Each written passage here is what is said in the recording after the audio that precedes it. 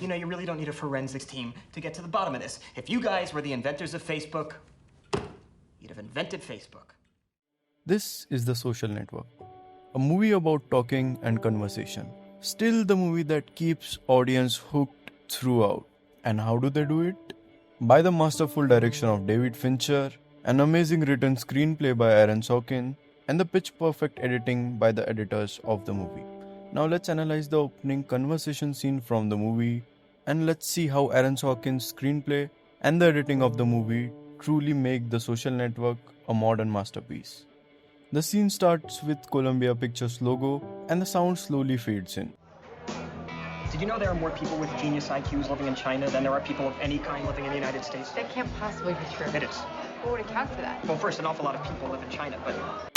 We hear glasses clinking, background noises, people chattering. As an audience, we are placed into an environment even before seeing any image. And that's a deliberate editorial choice. Because the editors are trying to convey from this choice, we as an audience need to focus on sound. Then we get first image of our movie. Perfectly composed and master shot, balanced, symmetrical and controlled. 1600 on their SATs. This is the first cut and it's an important one. We cut to Erica before Mark finishes his sentence. And this edit prioritizes reaction over dialogue. 1600 on their SATs. I didn't know they take SATs in China. They don't. That single choice immediately established power dynamic.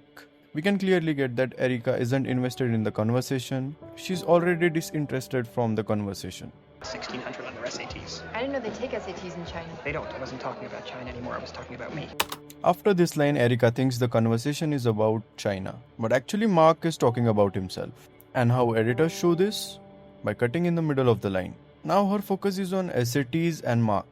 But Mark is still on distinguishing himself. This whole conversation shows that how difficult it is to communicate with Mark. And after this chit chat, Erica finally brings the conversation to the actual point.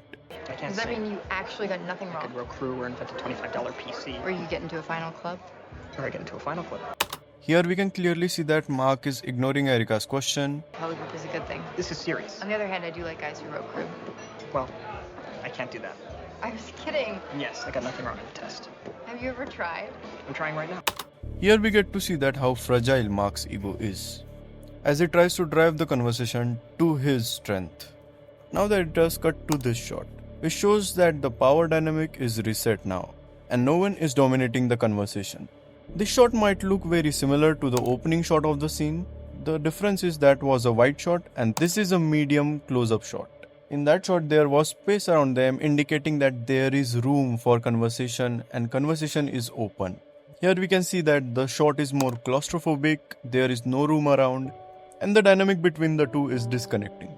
Also in the first shot they are looking at each other while talking, while in this shot they are looking somewhere else, which also indicates a disconnect between them. Return to this master shot allowing Erica a chance to breathe and change return to an anecdote that Mark brought up. When she jokes about she's interested in men who row crew, not only Mark does not catch the sarcasm, he takes it to the heart. And later in the movie, Mark is defending against Winklevoss twins, who are world-class crew members who row. And well, look at this scene now. You guys look like you spend some time at the gym. We have to. Why? We row crew. Yeah, I've got a minute.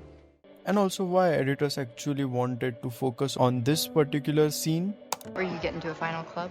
Or I get into a final club. is because social acceptance is another issue that arises throughout the film.